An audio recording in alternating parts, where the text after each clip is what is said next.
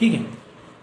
So GST का हम लोग अब करने जा रहे हैं start exercise B, correct.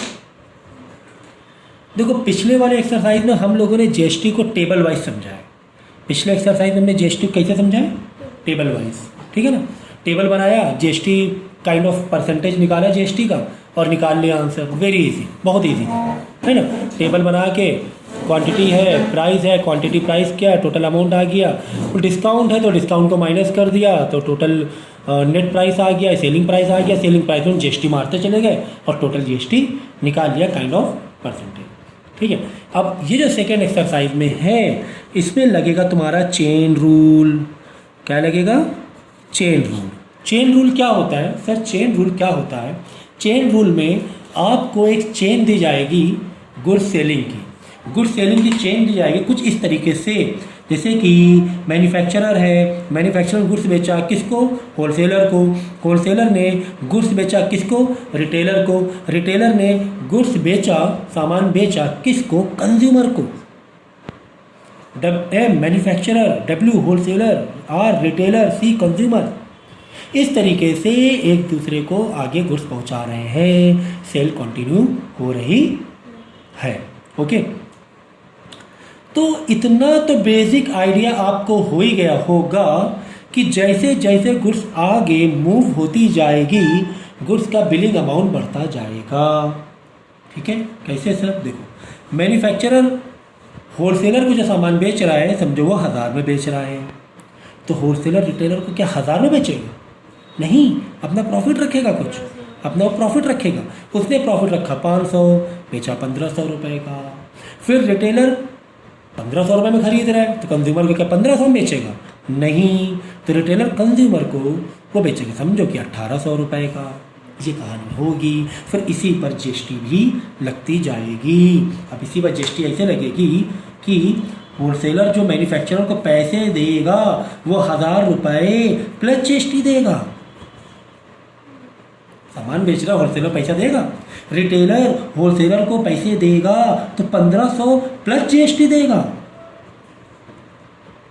Consumer retailer को पेमेंट करेगा तो 1800 प्लस जीएसटी पेमेंट करेगा, जीएसटी देना पड़ेगा। ये कहानी थी, इतनी छोटी सी कहानी थी, छोटी सी, है ना। देखो तो जीएसटी मतलब जीएसटी निकालना होता है 1000 का 10%, 80,000 इंटू 10/100, 100 रुपये हो जाएगा, 1100 हो जाएगा। फिर जो भी आगे प्रॉफिट रख के बेच रहा है, प्रॉफिट हमेशा इधर से जोड़ा जाएगा। 1000 रुपये 500 तक जीएसटी प्लस करके प्रॉफिट नहीं जोड़ा जाएगा। जैसे कि 1000 रुपये प्लस 100 रुपये जीएसटी 1100 रुपये है। अब बोला कि उसने 500 रुपये प्रॉफिट रखा है तो 11 प्लस 500 नहीं, 1000 खरीदा था, प्रॉफिट का वो अलग नीचे अलग चल रहा है। वो एग्जाम्पल मैं कराता हूँ तो आपको समझ में आ जाएगा। समझ गया ना, ये एक बेसिक टच तो मिल ही गया ना तुम्हें। ये डायग्राम समझ में आ गया ना। ये डायग्राम से क्वेश्चन कितना भी टफ हो जीएसटी का, मुझे लगता है शायद 1 मिनट के अंदर आप कर लोगे, ठीक है। थोड़ी वर्किंग तो दिखानी पड़ेगी, बात अलग है, लेकिन इससे एक माइंड में तैयारी आ जाएगी। अगर बोलेगा बताओ होलसेलर कितने का मैन्युफैक्चरर को कितने रुपए देगा या कितने का बिल बना है होलसेलर का, तो बस टोटल अमाउंट प्लस जीएसटी ऐसे लिख देना। Total amount 1000 plus GST. अब 1000 का जीएसटी जो भी है, जब जैसे कि चलो 12% या 10% समझो, 10% 100 रुपये आ जाएगा, तो टोटल अमाउंट आ जाएगा, टोटल बिलिंग अमाउंट आ जाएगा 1000 प्लस 100 1100 रुपये, ठीक है। तो ऐसे एक वर्किंग जो दिखाई देना वो बात अलग है, वो बात अलग है। देखो जैसे कि क्वेश्चन दिया हुआ, देखो यहाँ पर ABC आर 3 ट्रेडर्स, ठीक है ना, 3 ट्रेडर्स हैं, बिलोंगिंग टू 3 डिफरेंट स्टेट, तीनों अलग स्टेट में, ठीक है, हमें कोई दिक्कत नहीं है। Trader A sell some goods to trader B at 500, trader B sell same goods to trader C at profit 200, trader जैसे दिस, यानी ABC 3 लोग इन्वॉल्व हैं। तो यहाँ बनाया ए, यहाँ बनाया बी, यहाँ बनाया सी। ए कह रहा है बी को कितने का गुड्स बेच रहा है, 500 रुपये का, देखो लिखा हुआ है। क्वेश्चन पॉज करके तुम लोग मन में पढ़ लिया करो, क्वेश्चन पॉज करके मन में पढ़ लिया करो। Trader A sell some goods to trader B for ₹500, यानी ए बी को 500 रुपये का गुड्स दे रहा है। फिर B sell the same goods C at the profit of 200, 200 profit रख के बी सेल को गुड्स सेल करेगा 500 प्लस 200 700 रुपये की। चलो ये तो हो गया गुड्स सेल वाला, इसमें जीएसटी का भी इन्वॉल्वमेंट नहीं है। अब जीएसटी आया 12%, तो जीएसटी जब 12% आएगा तो बी ए को देखो, ये तो गुड्स बेचा, नीचे क्या चल रहा है, सेल चल रही है, ऊपर पेमेंट चलेगा। तो इसमें ए ने बी को गुड्स दिया तो बी वाला ए को पैसा देगा, तो बी वाला ए को क्या 500 रुपये देगा? नहीं, प्लस जीएसटी देगा। तो 500 जीएसटी है 12%, तो यहाँ पे साइड में वर्किंग बना लो, 500 इंटू 12% कितना हो जाएगा बोले, 60 रुपीज़ हो जाएगा ना, 60 रुपये हो जाएगा। 10% होता तो 50 होता, 60 रुपये हो जाएगा। तो फिर 500 प्लस 60 560 रुपये। चलो फिर बी वाला सी को 700 गुड्स बेचा, तो सी वाला कैसे 700 रुपये बी को देगा? नहीं, प्लस जीएसटी भी देगा, तो 700 प्लस जीएसटी। अब 700 का 12% जीएसटी निकाल लोगे। यहाँ पे अलग अलग स्टेट की बातें हो रही हैं, तो टैक्स एक ही लगेगा, 2 स्प्लिट करने की ज़रूरत नहीं है। ये क्या है 84 रुपीज़ आ जाएगा, तो 84 रुपीज़, तो 784 रुपीज़ हो गया। तो सर वर्किंग तो ऐसे डायग्राम में नहीं दिखा, तो वर्किंग तो जैसे बुक में लिखी दिखा दो ना, ऐसे A sells goods to B ₹500 plus GST 60 rupees, तो टोटल पेमेंट या टोटल बिल या टोटल पेमेंट बाई बी दे रहा है ना पेमेंट 560 रुपीज़, ठीक है ना। इसी तरह same C B sell goes to C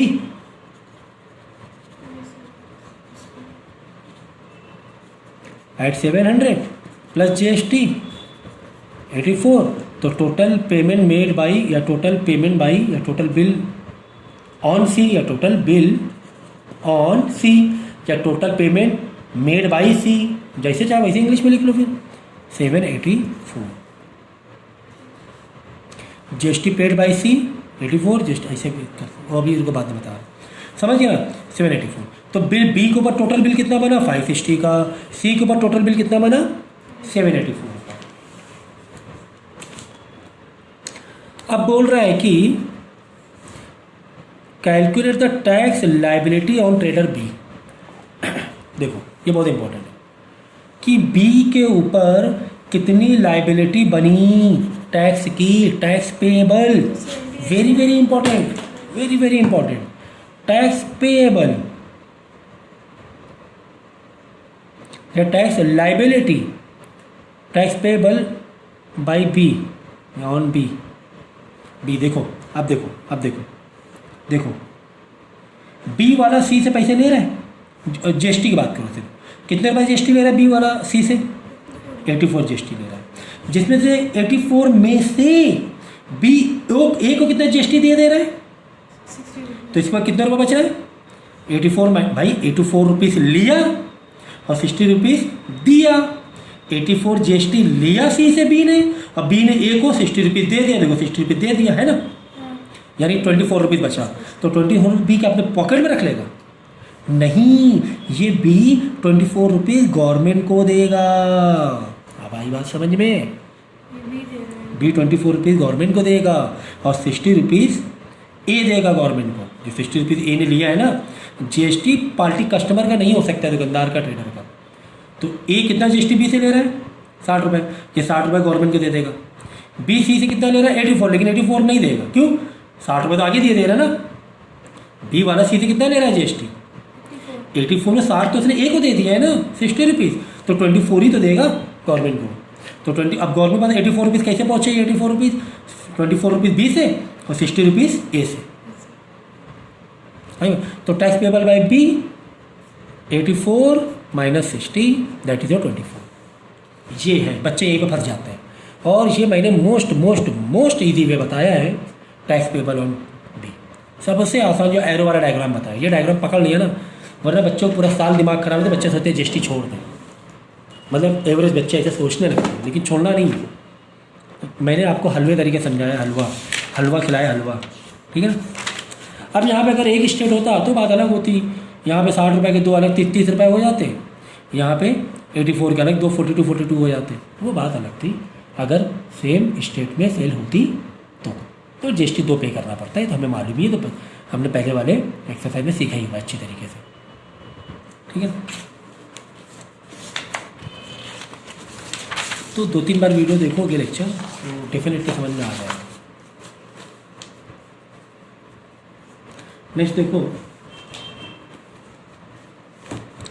A product is sold from Kanpur to Varanasi, same state है, for ₹12,000, then from Varanasi to Ranchi Jharkhand, अलग स्टेट हो गया, एट द रेट ऑफ 4,000, यानी 12,000 खरीदा, 4,000 प्रॉफिट रखा, 16,000 का बेचा। तो कौन कौन 3 डीलर है? कानपुर है, वाराणसी है, रांची है, ठीक है ना।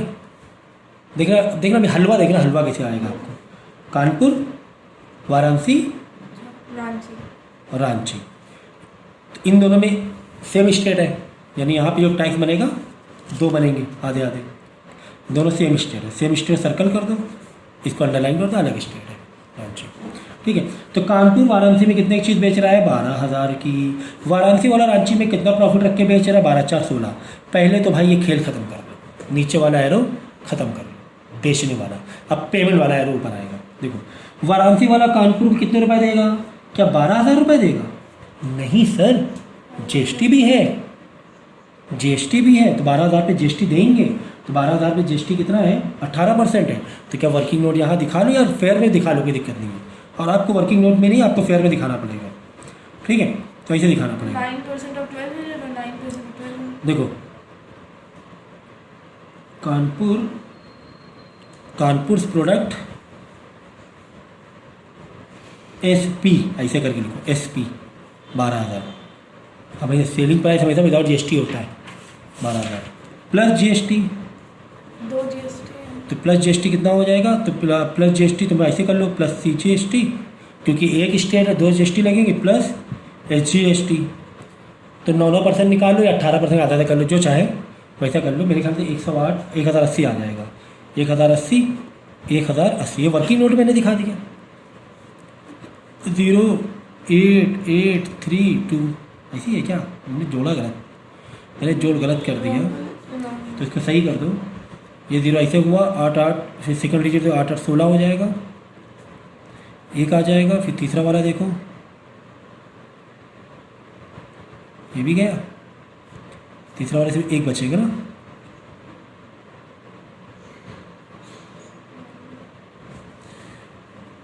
चलो भाई, करने का तरीका तो यही सही है।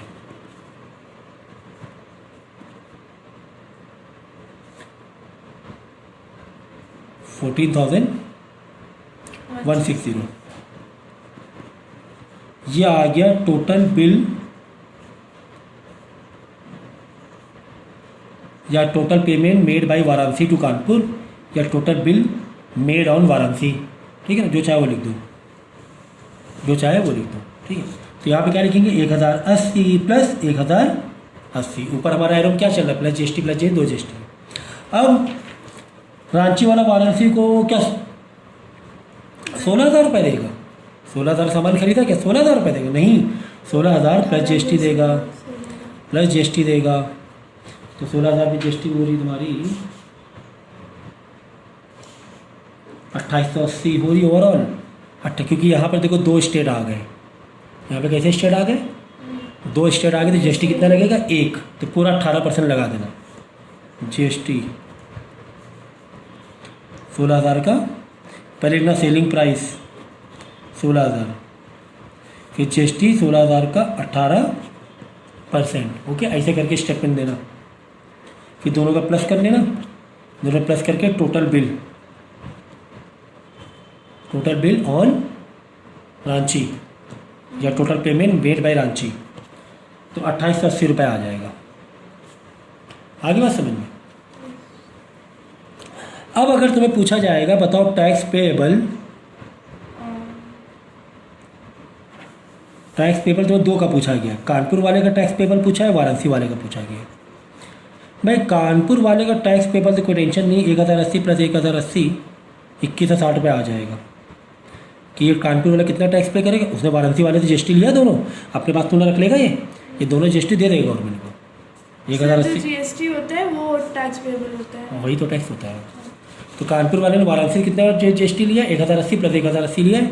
ये दोनों GST दे देगा, एक स्टेट गवर्नमेंट को, एक सेंट्रल गवर्नमेंट को, ठीक है ना। ये हो गया कानपुर वाले का टैक्स पेएबल। अब वाराणसी वाले टैक्स पेएबल कितना, वाराणसी वाले कितना पे करेगा, देखो वाराणसी वाले ने 2880 रुपये लिया था रांची वाले से, और दे कितना दिया, 2160 रुपये दे दिया ना उसने कानपुर वाले को। 2880 रुपये नहीं देगा वाराणसी वाला गवर्नमेंट को। 2880 अगर वाराणसी वाला ले रहा है, 2880 रुपये अगर वाराणसी वाला, तो आगे कानपुर वाले को कुछ GST दे रहा है ना वो।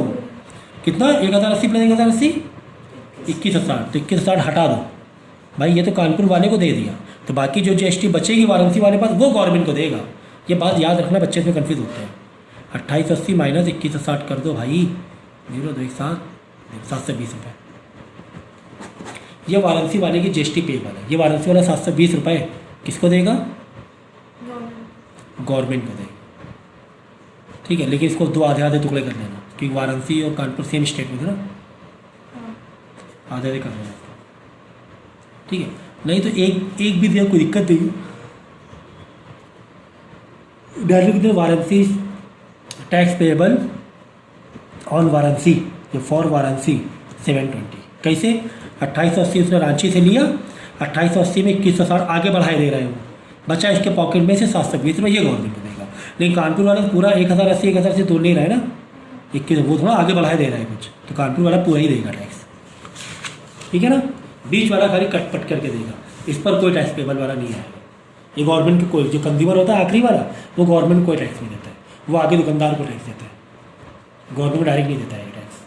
आखिरी वाला, जैसे हम दुकान से दूध खरीदे गए तो उसमें टैक्स लगा, हमने दुकानदार को देते हैं टैक्स, हमें टैक्स देने की गवर्नमेंट की जरूरत, दुकानदार देगा, दुकानदार वाले होलसेलर को देगा थोड़ा टैक्स, और बचा कुचा गवर्नमेंट देगा टैक्स, ठीक है। आ गया समझ में। तो कितनी हलवा कहानी थी, ये छोटी सी कहानी थी, बस इससे ज़्यादा कुछ टफ आता नहीं ना एग्जाम में, क्वेश्चन पेपर चेक करने में तुम लोग, इससे ज़्यादा कुछ टफ आता नहीं।